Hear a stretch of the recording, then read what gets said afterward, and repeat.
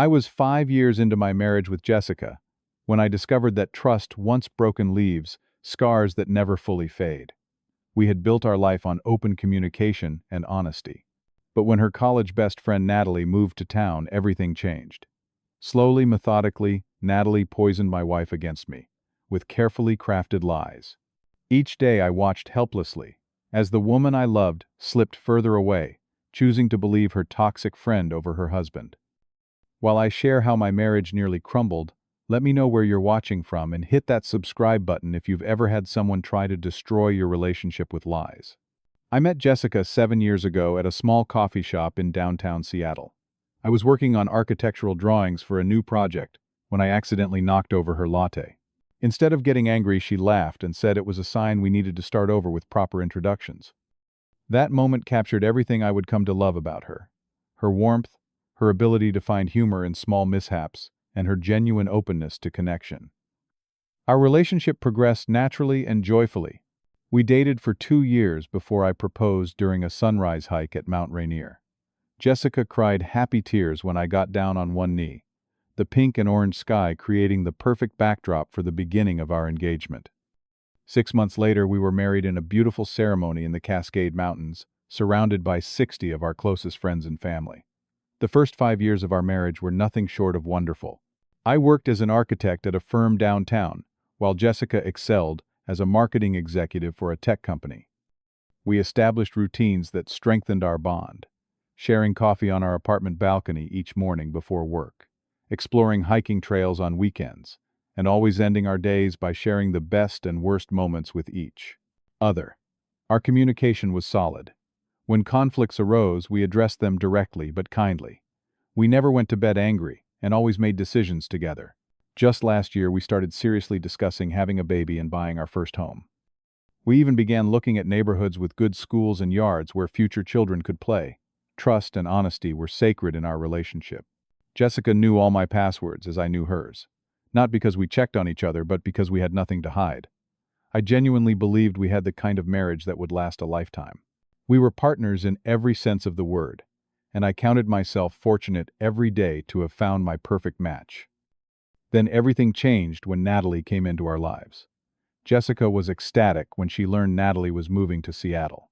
They had been inseparable in college, but had maintained their friendship primarily through calls and occasional visits over the years. According to Jessica, Natalie was recently divorced and needed a fresh start. My wife was thrilled to have her best friend nearby again. I still remember the evening Jessica told me the news. Her eyes lit up with excitement as she talked about all the memories they had shared in college and how wonderful it would be to have Natalie close again. I was genuinely happy for her. Having good friends is important, and I had always encouraged Jessica to nurture her friendships. When Natalie first arrived in Seattle, I went out of my way to make her feel welcome. I helped her move into her apartment, recommended my favorite local spots, and invited her to dinner at our place several times.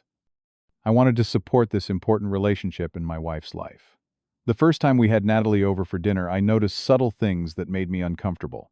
Whenever I would join the conversation, Natalie would exchange quick glances with Jessica as if they shared a secret I was not privy to. Several times she made comments about how Jessica and she had their own special language and understanding that went back years. During dessert that first night, Natalie said something that should have been a red flag.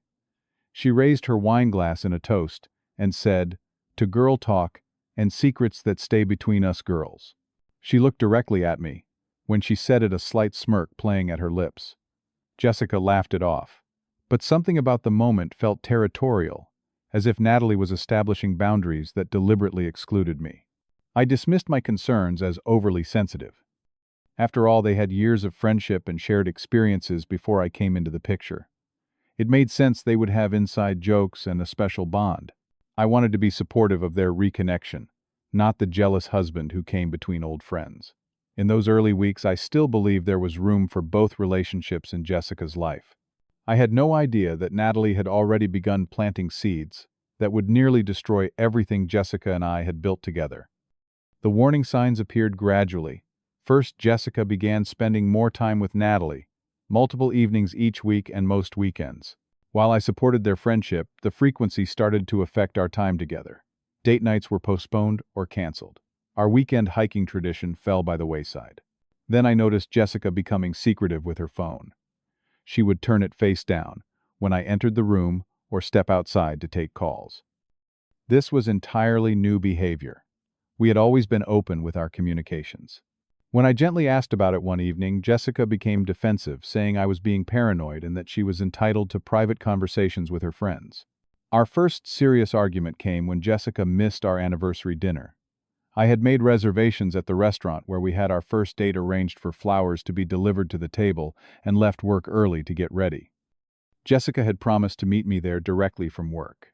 After waiting alone at the table for an hour, I called her multiple times with no answer. When she finally called back, she was with Natalie, having completely forgotten our plans. I was hurt and expressed my disappointment when she came home later that night. Instead of apologizing, Jessica became defensive. She explained that Natalie had been upset about some reminder of her divorce and needed support. When I suggested she could have at least called me earlier, Jessica accused me of being selfish and unsupportive of her friendship. The next day, Natalie came over while I was making coffee in the kitchen. Jessica was in the shower, and Natalie made a comment that chilled me. "You know, Jess was just trying to be a good friend yesterday. Not everything has to revolve around your schedule." That kind of controlling behavior is exactly what drives women away. I was stunned. I had never been controlling in our relationship, and missing an anniversary dinner was not a small oversight. Before I could respond, Jessica entered the room, and Natalie immediately changed her tone, acting as if we had been having a friendly conversation. Later that week, I came home early and overheard Natalie and Jessica talking in the living room. Natalie was saying, "I just worry about you. You know most men cheat eventually. My ex-husband seemed perfect too until he was not." There was a pause before she added, "I just find it interesting how many late nights Omar has been working recently." I stood frozen in the hallway, realizing that Natalie was deliberately sowing seeds of doubt about my fidelity. When I entered the room and tried to address what I had heard, Jessica accused me of eavesdropping. She defended Natalie, saying her friend was just looking out for her based on her own painful experience. For the first time in our marriage, I felt like an outsider in my own home, unable to break through the wall that Natalie was building between us. The first major accusation came when I was working late on a significant project. My firm was competing for a contract to design a new public library, and as the lead architect, I had to put in extra hours for 2 weeks straight. I always called Jessica to let her know when I would be home and share details about the project's progress. One night, I returned home around 11:30 p.m. to find Jessica sitting in the dark living room. Without saying hello, she asked for my phone. Confused, I handed it to her, watching as she scrolled through my messages and emails. When I asked what she was looking for, she mentioned my female colleague Sophia and demanded to know if something was going on between us. I was completely blindsided. Sophia was married with 3 kids and was 20 years my senior. We had a purely professional relationship focused entirely on the library project. When I explained this to Jessica, she did not believe me. She claimed Natalie had seen me having lunch with Sophia at a restaurant downtown, sitting too close and laughing intimately. The accusation was partially true but twisted into something sinister. Yes, the design team had lunch meetings at a restaurant near our office several times during the project. Sophia, as the senior designer, often sat next to me to review drawings. The entire team of 6 people was always present, and the discussions were strictly professional. When I explained this, Jessica accused me of lying and hiding things from her.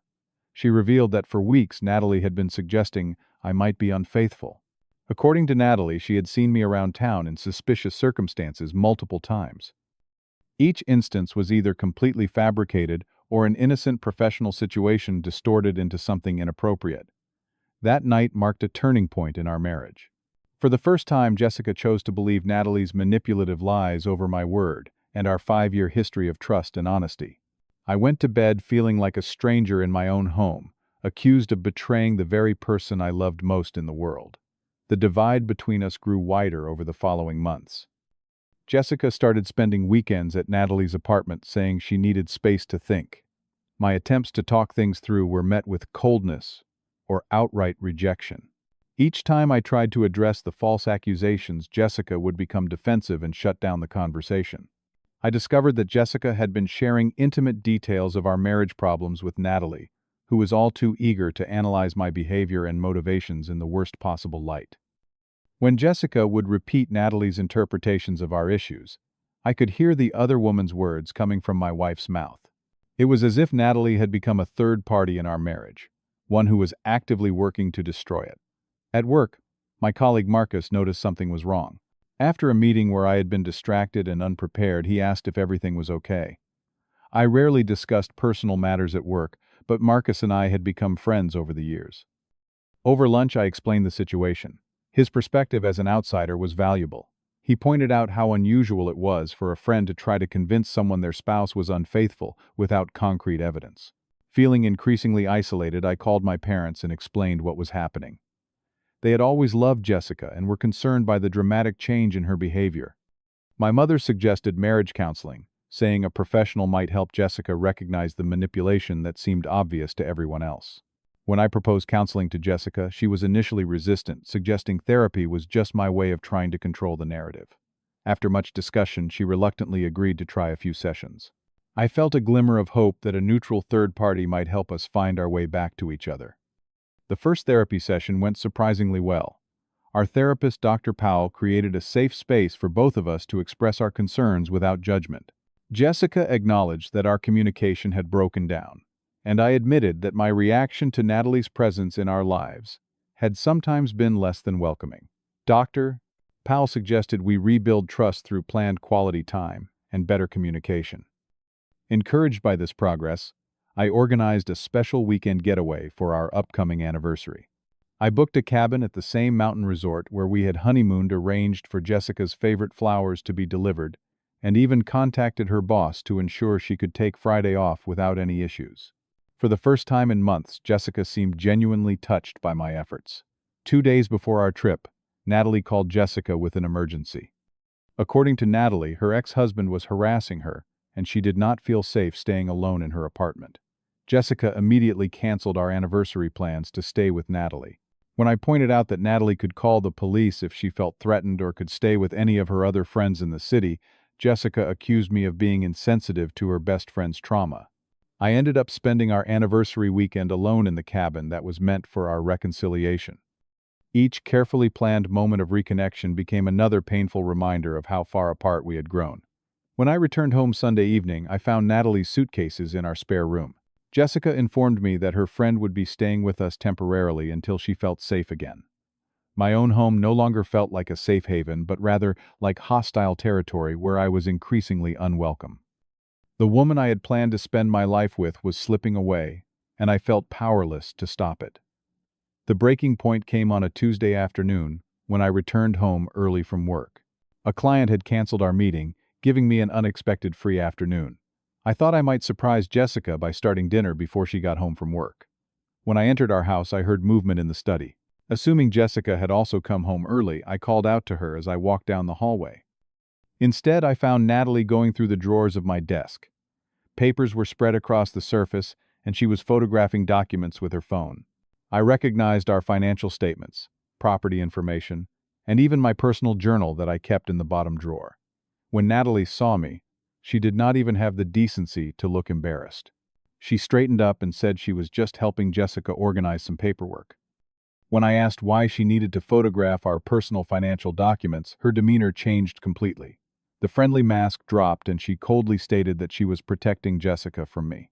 Jessica deserves to know what kind of man she married, Natalie said. Someone needs to look out for her interests, since you clearly only care about yourself. I asked Natalie to leave our home immediately. She refused, saying it was Jessica's house too, and she had been invited to stay. Our confrontation escalated until I called Jessica at work, putting the phone on speaker so there could be no miscommunication about what was happening. When Jessica arrived home 30 minutes later, she sided with Natalie. She accused me of overreacting and invading her friend's privacy by coming home unexpectedly. When I pointed out that Natalie had been going through our personal documents and taking photos without permission, Jessica suggested I was hiding something if I was so concerned about my privacy. It was in that moment I realized how completely Natalie had poisoned my marriage.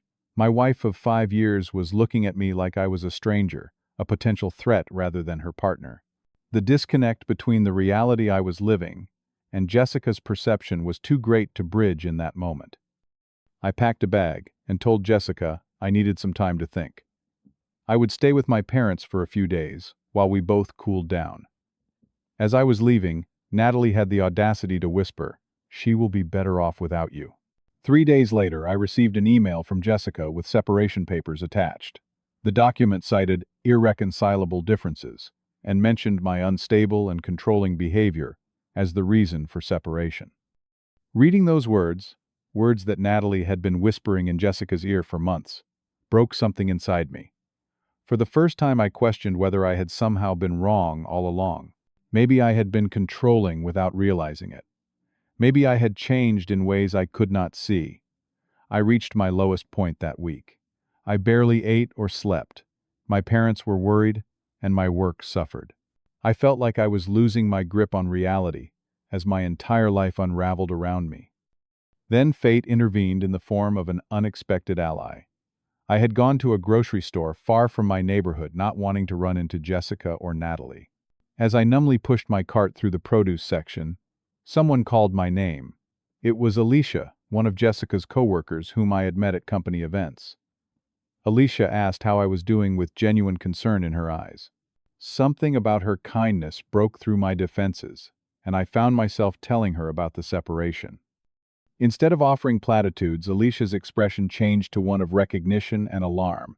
"Omar, I think you need to know something," she said carefully.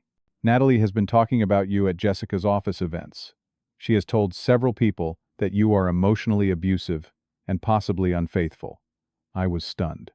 I had never even interacted with Natalie in Jessica's workplace. Alicia continued explaining that Natalie had tried similar tactics with her and her husband last month. After befriending Alicia at work, Natalie had started suggesting that Alicia's husband might be hiding things from her.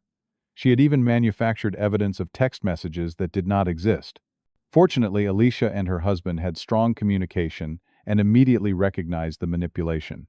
"The thing is, Omar," Alicia said, "you are not the first. There are rumors that Natalie did this in her last city too. She finds happy couples and drives wedges between them. No one knows why." That conversation with Alicia was like having a blindfold removed. Suddenly, the patterns of the past 6 months made sense. I was not crazy. I was being systematically targeted by someone who wanted to destroy my marriage. I called Marcus and told him what I had learned. He immediately offered to help me investigate Natalie's past. Marcus had a background in IT before becoming an architect and knew how to dig deeper into public records and social media than I did. Together, we spent the next week uncovering the truth about Natalie. Through social media searches, we found multiple references to Natalie from people in 3 different cities. In each case, the pattern was similar. She would befriend a woman in a happy relationship, slowly isolate her from her partner, and then the relationship would fall apart. Most damning of all was a private message Marcus received from a woman named Diane in Portland who had responded to his careful inquiries. According to Diane, Natalie had not left her previous city because of divorce. She had been caught having an affair with her best friend's husband and had been essentially run out of town when the truth came to light. "She targets happy couples because she cannot stand to see others have what she cannot maintain herself," Diane wrote. "She destroyed my sister's marriage the same way she is trying to destroy yours." We compiled everything we found, screenshots of social media posts warning about Natalie, testimonials from people who had encountered her in the past, and a clear timeline showing how her manipulation had progressively isolated Jessica from me and everyone else who might contradict Natalie's narrative. The truth was darker than I had imagined. Natalie was not just a jealous friend.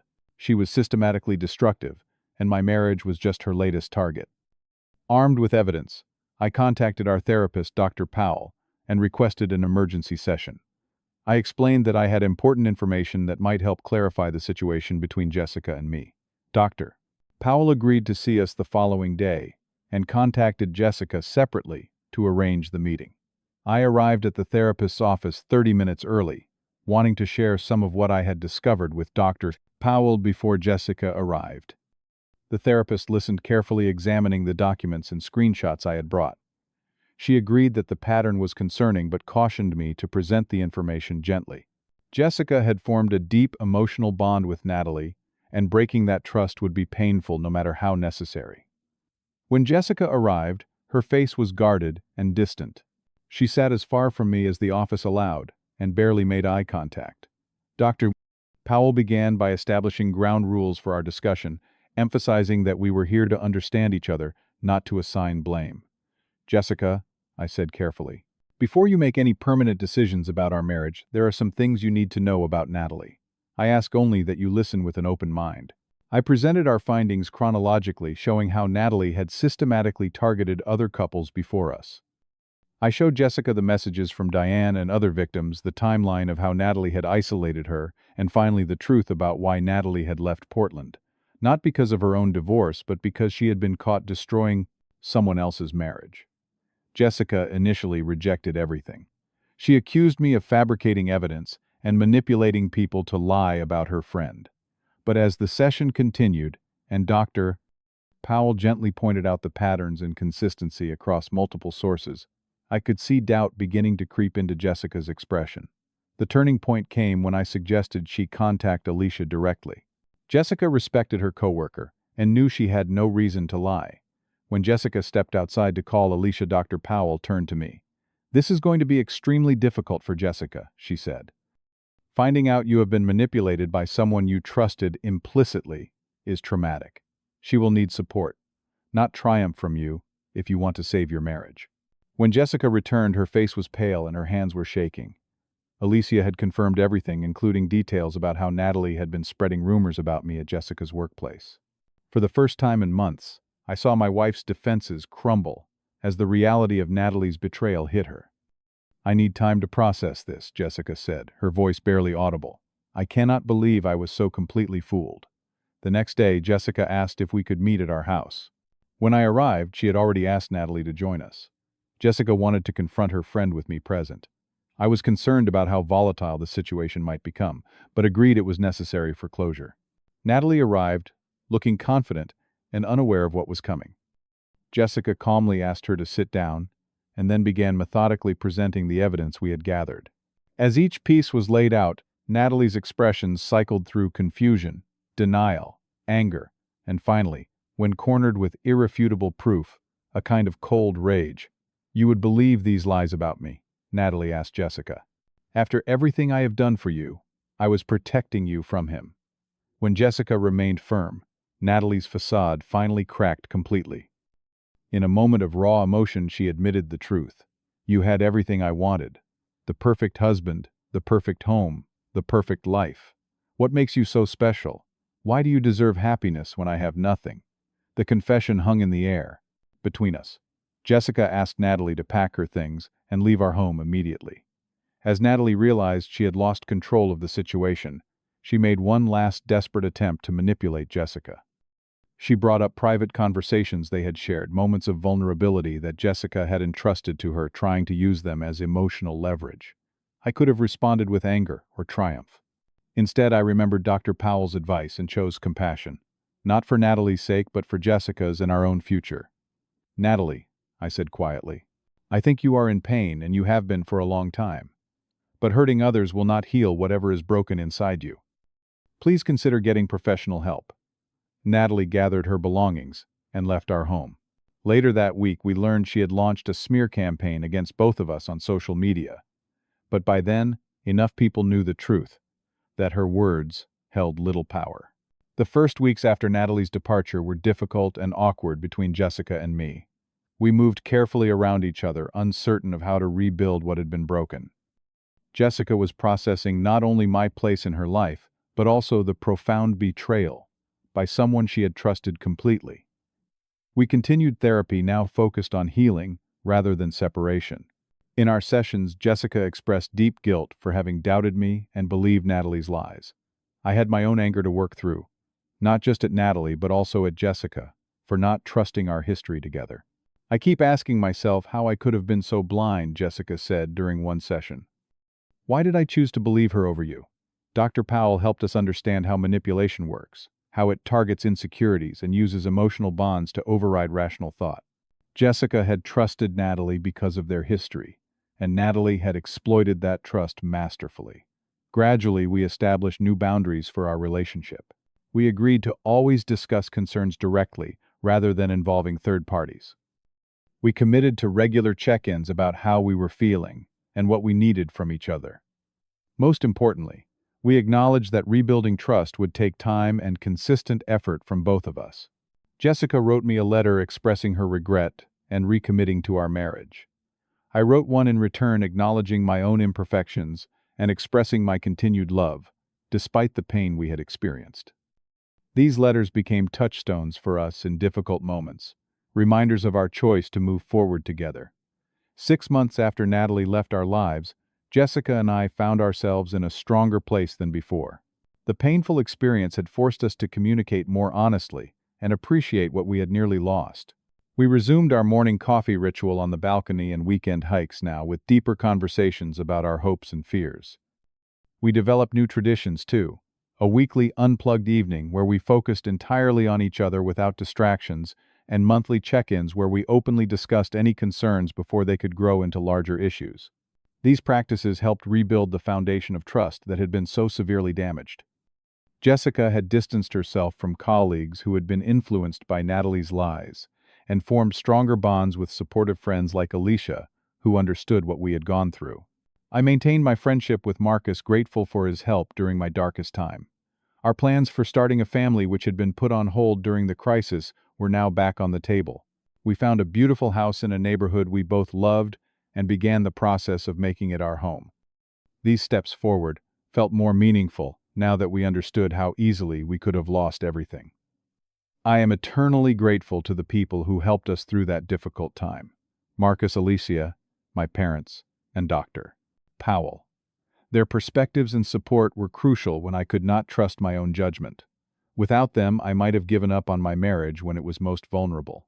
Jessica and I learned to protect our relationship more actively.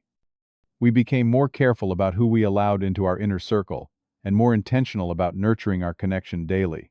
The experience taught us that even the strongest relationships require vigilance and care. Looking back on that challenging chapter of our lives, I understand now that real love is not just about the happy moments, but also about how you navigate the painful ones. Trust, once broken, does not magically repair itself. It must be rebuilt deliberately, day by day, choice by choice. The most valuable lesson I learned is that relationships worth having are also worth protecting.